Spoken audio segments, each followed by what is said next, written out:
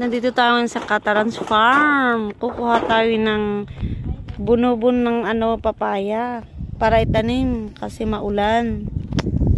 Ito siya, oh. 40 pesos each. Lady papaya. Ayan. Kuha tayo ng 4.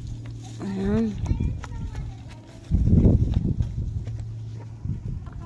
Ito yung maliliit na papaya. Pag lumaki siya, puntahan natin pag nagbunga na siya. There.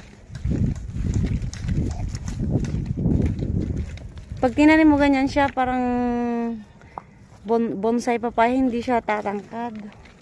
Ganito lang siya. Ayan.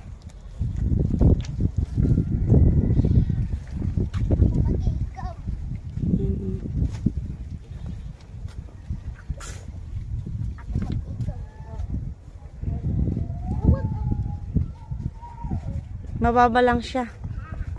Ayan, oh. Ayan, papaya.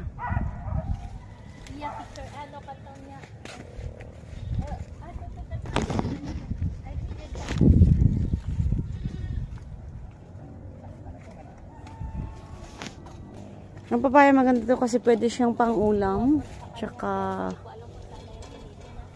panggamot, merienda pag dahinog.